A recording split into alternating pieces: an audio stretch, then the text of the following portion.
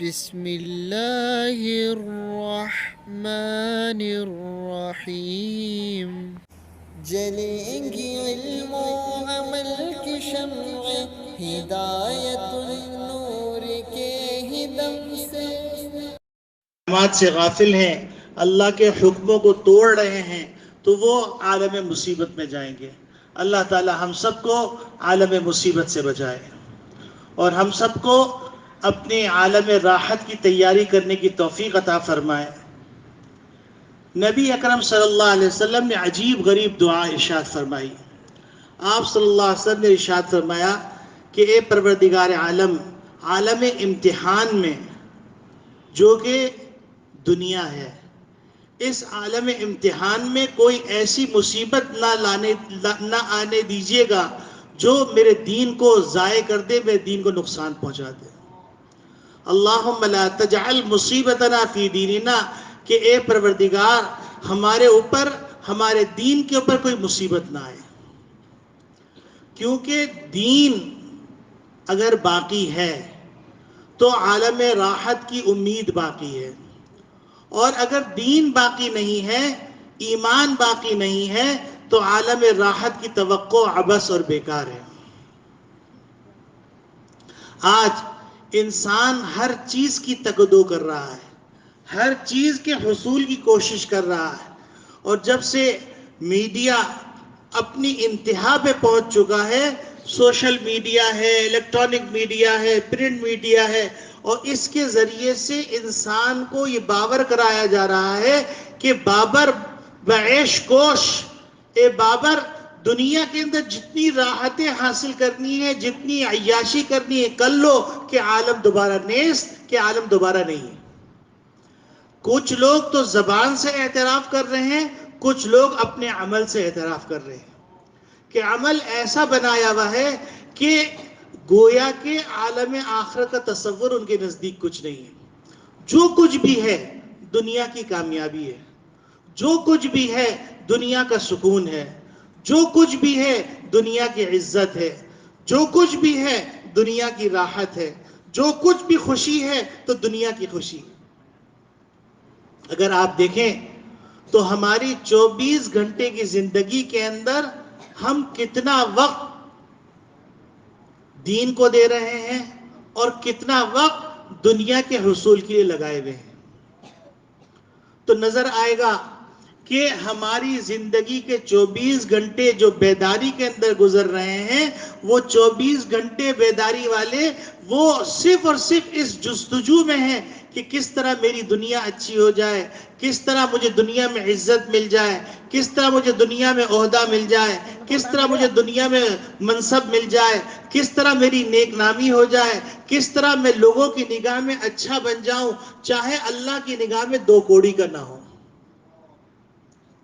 تو نبی کریم صلی اللہ علیہ وسلم نے اپنی امت کو دعا سکھلائی ہے کہ تم یہ دعا مانگو کہ اللہم لا تجعل مصیبتنا فی دیننا، کہ اے پروردگار ہمارے دین کے اوپر مصیبت نہ آئے، عالم امتحان میں ہمارے دین کا امتحان نہ ہو۔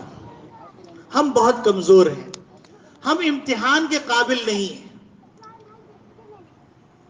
یہ دعا ہر ایک کو مانگنی چاہیے، زندگی میں کم سے کم ایک دفعہ تو مانگنی ہی چاہیے، تاکہ کل اللہ رب العالمین کے دربار میں یہ کہا جا سکے کہ اے اللہ ہم نے آپ سے درخواست کی تھی کہ عالم امتحان میں ہمارے دین پہ مصیبت نہ آئے، حالات ایسے ناموافق ہو گئے تھے، ہر طرف افراتفری تھی، میں نے اے اللہ آپ سے مانگا تھا۔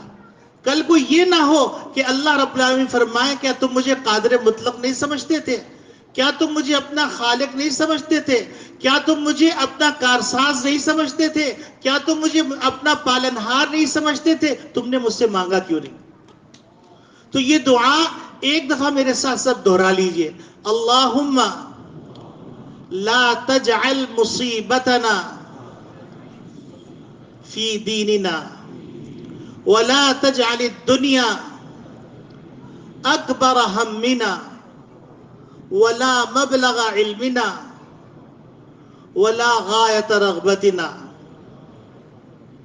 اب ہم نے اللہ رب العالمین سے یہ دعا مانگ لی ہے، اور اللہ سے یہ دعا مانگ کر ہم یقین رکھیں جمعے کا مقام ہے، مسجد ہے، اور اللہ رب العالمین جمعے کے دن اپنے بندوں کے گناہوں کو صرف جو جمعے کے لیے چل کے آ رہے ہوتے ہیں ان کے گناہوں کو ایسا جھاڑتے ہیں جیسے کچی مٹی دیوار کے اوپر کوئی کھرچے تو اس سے گناہ جھڑتے، مٹی جھڑتی چلی جاتی ہے، اسی طرح جو جمعے کے لیے چل کے آ رہا ہوتا ہے اس کے گناہ صغیرہ جھڑ رہے ہوتے ہیں۔ تو ایسے موقع پہ ہم نے اللہ سے مانگ لیا ہے، گو کہ سارے عالم کے اندر یہ بات باور کرائی جا رہی ہے کہ دنیا کی عزت ہی عزت ہے، دنیا کی خوشی ہی خوشی ہے، دنیا کی کامیابی ہی کامیابی ہے، لیکن ہم ایک اس دنیا کے اندر ایک ایسا جتھا ہے، ایک ایسی جماعت ہے جو اللہ سے مانگ رہی ہے کہ اے اللہ ہم تجھ سے ربنا آتنا فی الدنیا حسنہ، دنیا کی بھی اچھائی مانگتے ہیں، وفی الآخرت حسنہ، آخرت کی بھی اچھائی مانگتے ہیں، اور آپ سے یہ درخواست کرتے ہیں کہ ہمارے دین پر کوئی آزمائش نہ آئے، عالم امتحان میں ہمارے دین کے اوپر کوئی ایسا امتحان نہ آئے جس کا ہم سامنا نہ کر سکیں۔ پھر اس کے بعد اگلا جملہ نبی کریم صلی اللہ علیہ وسلم سے سکھلایا وَلَا تَجْعَلِ الدُّنْيَا أَكْبَرَ هَمِّنَا، کہ اے اللہ دنیا کو ہمارے سارے غموں کا سب سے بڑا غم نہ بنا دیجیے۔ اگر دیکھا جائے تو آج دنیا ہی سب سے بڑا غم ہے، جس کو 1,00,000 ملا وہ بھی غمگین ہے، جس کو 1 کروڑ ملا وہ بھی غمگین ہے، جس کو 1 ارب ملا وہ بھی غمگین ہے، جس کو 1 کھرب ملا وہ بھی غمگین ہے، جس کو گھر نہیں ملا وہ بھی غمگین ہے، جس کو گھر ملا وہ بھی غمگین ہے، جس کو 100 گز کا گھر ملا وہ 200 گز کی تمنا کر رہا ہے، جس کو 200 گز کا گھر ملا وہ 250 گز کی تمنا کر رہا ہے، جس کو 300 گز کا گھر ملا وہ 500 گز کی تمنا کر رہا ہے۔ ہر شخص غمگین ہے۔ جس کی شادی نہیں ہوئی وہ غمگین ہے، جس کی شادی ہو گئی تو میری بیوی اس سے زیادہ خوبصورت نہیں ہے تو وہ غمگین ہے۔ جس کو کھانے کو نہیں ملا وہ کھانے کے لیے غمگین ہے، اور جس کو کھانے کے لیے مل گیا وہ اچھے کھانے کے لیے غمگین ہے۔ جس کو پہننے کے لیے نہیں ملا وہ غمگین ہے، جس کو پہننے کے لیے مل گیا تو وہ غمگین ہے کہ مجھے برانڈ کا کیوں نہیں ملا، پھر مجھے چھوٹی برانڈ کا کیوں ملا، بڑی برانڈ کا کیوں نہیں ملا، بڑی برانڈ کا ملا تو مجھے فورن کا کیوں نہیں ملا۔ ہر شخص اسی دنیا کے غم کے اندر مبتلا ہے۔ اگر آپ غور کریں، ہم اپنے گریبان میں جھانک کے دیکھیں تو ہم کو یہی نظر آ رہا ہے کہ ہر شخص غمگین ہے۔ پوچھئے کیسا چل رہا ہے؟ بس یار کیا بتائیں، مصیبت ہی مصیبت۔ حالانکہ جس وقت کوئی بھی آدمی کسی ایک آزمائش میں ہوتا ہے اس وقت وہ اللہ کی بے شمار نعمتوں سے لطف اندوز ہو رہا ہوتا ہے، لیکن اس کی نگاہ ان بے شمار نعمتوں کی طرف نہیں جاری ہوتی۔ ایک دفعہ ایک وزیر نے بادشاہ کو کہا کہ بادشاہ سلامت، آپ اپنے جو حواری موالی ہیں ان کا امتحان لیجئے اور آپ دیکھیے کہ وہ کیسے بے چین ہو جاتے ہیں۔ لمبا قصہ ہے، میں مختصر کر کے عرض کر رہا ہوں۔ تو اس نے کہا کہ کیا کیا جائے؟ تو کہنے لگے آپ ایسا کیجئے، اپنے تمام حواری جو ہیں ان کے گھروں کے پاس رات میں ایک پوٹلی رکھ دیجئے اور اس میں لکھ دیجئے 100 اشرفیاں ہیں، اور اس میں آپ رکھیں 99 اشرفیاں۔ اب بادشاہ نے کیا، اس کے بعد دیکھا ہر آدمی پریشان پھر رہا ہے، ہر آدمی پریشان پھر رہا ہے۔ صبح ہوئی تو وزیر نے پوچھا کہ بادشاہ سلامت آپ نے کیا دیکھا؟ تو انہوں نے کہا کہ دیکھو سارے وزیر پریشان بیٹھے ہوئے ہیں۔ تو انہوں نے کہا کہ آپ ان سے پوچھئے اس پریشانی کی وجہ۔ تو اس نے کہا کہ بتاؤ تم کیوں پریشان ہو؟ کہنے لگے کہ رات میں عجیب واقعہ ہوا، ہمارے گھر کے باہر ایک پوٹلی رکھی ہوئی تھی، اس پوٹلی کو جب ہم نے کھولا تو اس میں لکھا ہوا تھا کہ 100 اشرفیاں ہیں، اور اس میں جب ہم نے گنا تو 99 اشرفیاں تھیں۔ پوری رات ہم اس ایک اشرفی کو ڈھونڈتے رہے۔ تو وزیر نے کہا بادشاہ سلامت بس یہی حال ہے اس وقت لوگوں کا کہ 99 خوشیاں ملی ہوئی ہیں، 99 اشرفیوں پہ اس نے شکر ادا نہیں کیا، ایک اشرفی کے لیے پریشان کر رہا ہے۔ تو آج اس وقت اگر آپ دیکھیں ہر آدمی 99 اشرفیوں کے بعد ایک اشرفی کے لیے پریشان. تو نبی کریم صلی اللہ علیہ وسلم فرما رہے اللہم لا تجعل مصیبتنا، اللہ سے یہ مانگو کہ اے اللہ ہمارے دین پر کوئی امتحان نہ آئے. اور اگر دین پہ امتحان آ گیا تو اللہ نہ کرے اللہ نہ کہ نماز کی طرف توجہ نہیں ہو رہی، تلاوت کی طرف توجہ نہیں ہو رہی.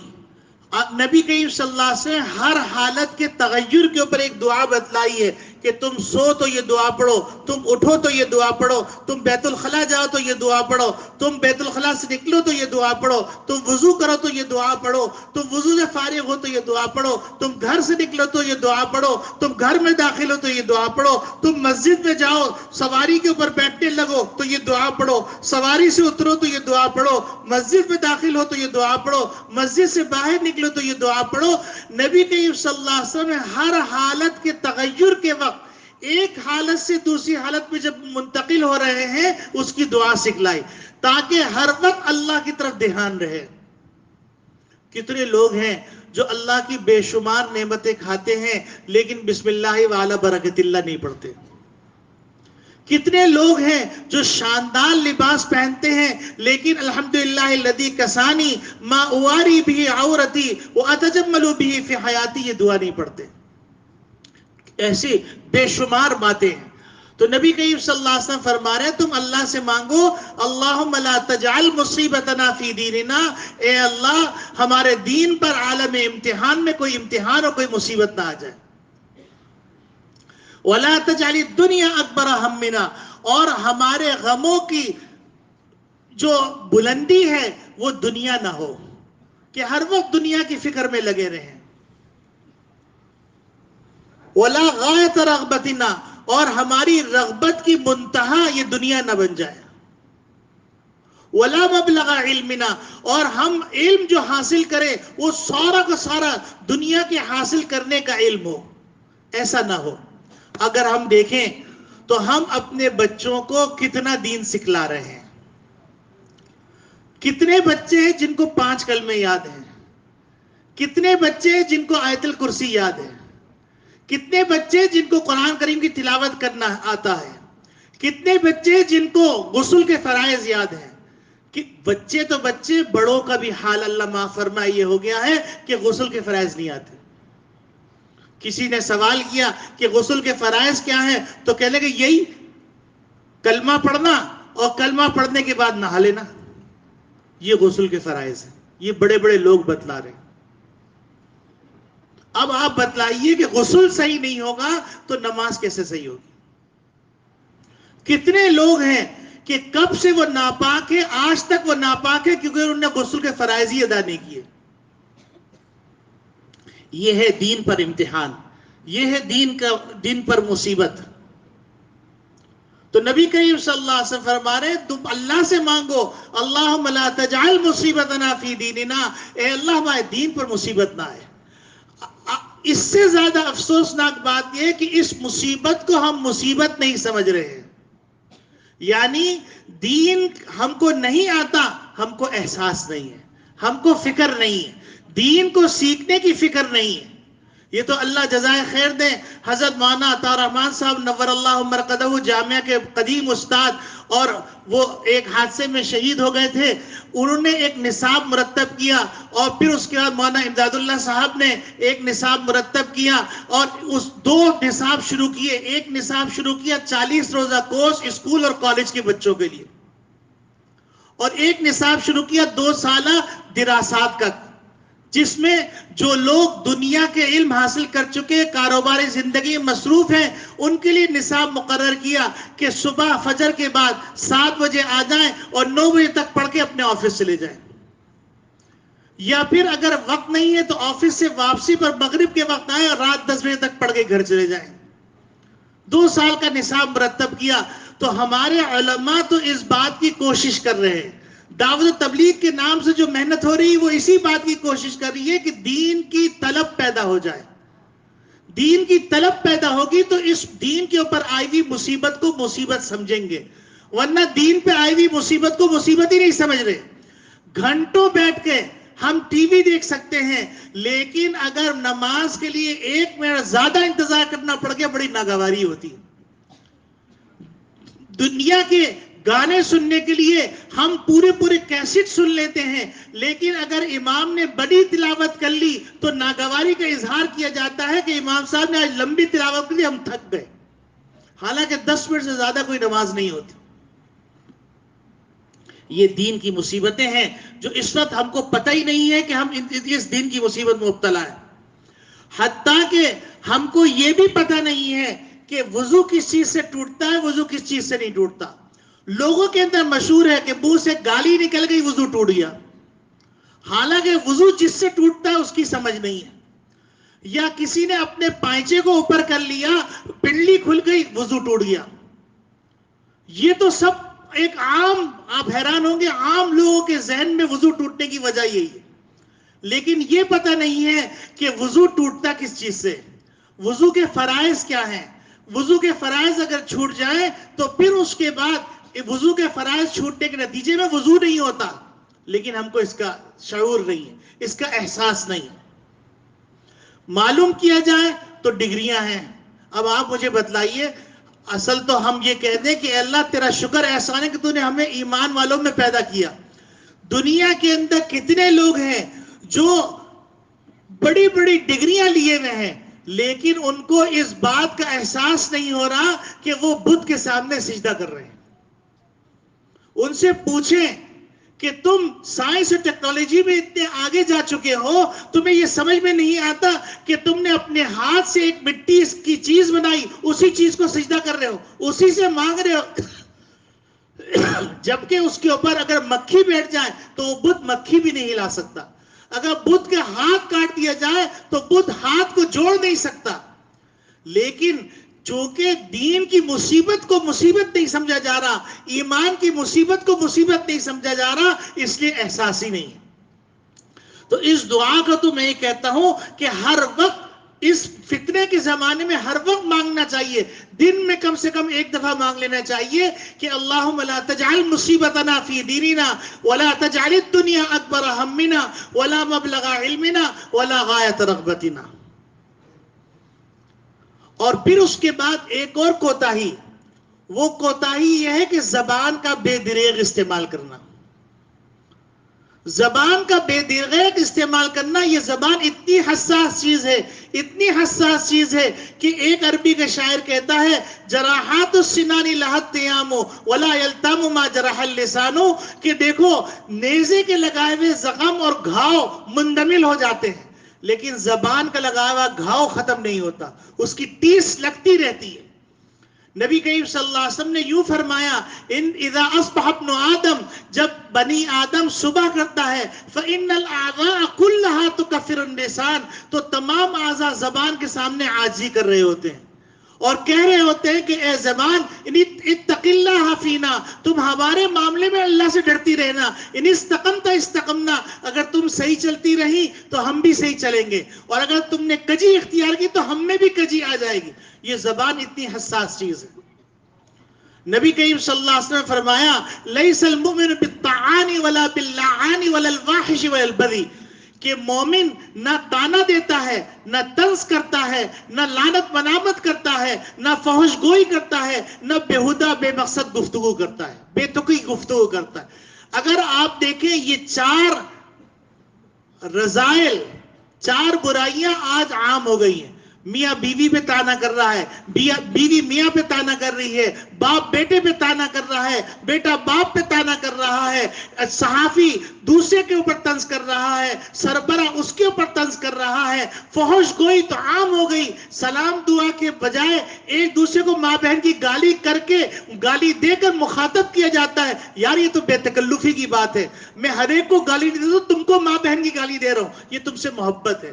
نبی کریم صلی اللہ علیہ وسلم تو سکھلا رہے ہیں کہ تم جب ملو تو کہو السلام علیکم ورحمۃ اللہ، کہ میں تمہارے لیے سلامتی کا پیغام لے کے آیا ہوں، میں تمہارے لیے سلامتی کا باعث ہوں۔ لیکن ہم یہ کہہ رہے ہیں کہ ہم بے تکلف اگر ہوں گے تو ماں بہن کی گالیاں دیں گے، فحش گوئی کریں گے، گندی گفتگو کریں گے، ایک دوسرے کے سامنے بیٹھے ہوئے ہیں، بڑے صاحب آپ کی کیا شان ہے، اور جیسے ہی اٹھ کے گیا بڑا خبیث ہے یہ تو، چور مکار ڈھاکو، آپ کو کیا پتا اس نے کیسے پیسے بنائے۔ یہ ایک عام چلن ہو گیا ہے۔ ہم دیکھیں جس طرح نبی کریم صلی اللہ علیہ وسلم فرمایا المؤمن مرآۃ المؤمن، مومن کے لیے آئینہ ہے. تو اس آئینے کے اندر ہم اپنا کردار دیکھیں، ہم اپنا گفتار دیکھیں، اس آئینے کے اندر ہم اپنا اخلاق دیکھیں، اس آئینے کے اندر ہم اپنے دین کو دیکھیں کہ ہم دین کے اندر کتنی پستی میں جا رہے ہیں. اور جب سے مہنگائی نے اپنا سر اٹھایا ہے تو اس کا نتیجہ یہ ہو رہا ہے کہ انسان ہر چیز سے غافل ہوتا چلا جا رہا ہے، اور انسان ایک کولو کے بیل کی طرح بھاگا چلا جا رہا ہے، اور لٹ لے کے حکمران اس کو بھگائے چلے جا رہے ہیں. صبح ایک خبر، شام ایک خبر، رات ایک خبر، ہر وقت انسان پریشانی میں مبتلا ہے. اب نہ دنیا کی فکر ہے نہ دین کی فکر ہے. خسرت دنیا والآخرہ، دنیا بھی جا رہی ہے، آخرت بھی جا رہی ہے. لیکن اگر ہم نے دین کو پکڑ لیا تو اللہ رب العالمین کا وعدہ ہے کہ اللہ رب العالمین خیرت کے فیصلے آسمان سے نازل فرمائیں گے. اللہ رب العالمین اس دعا کو ہمارے حق میں بھی قبول فرمائے، آپ کے حق میں بھی قبول فرمائے. ہم سب کو دنیاوی امتحانات سے بھی بچائے اور دین کے امتحان سے بھی بچائے. وآخر دعوانا ان الحمدللہ رب العالمین.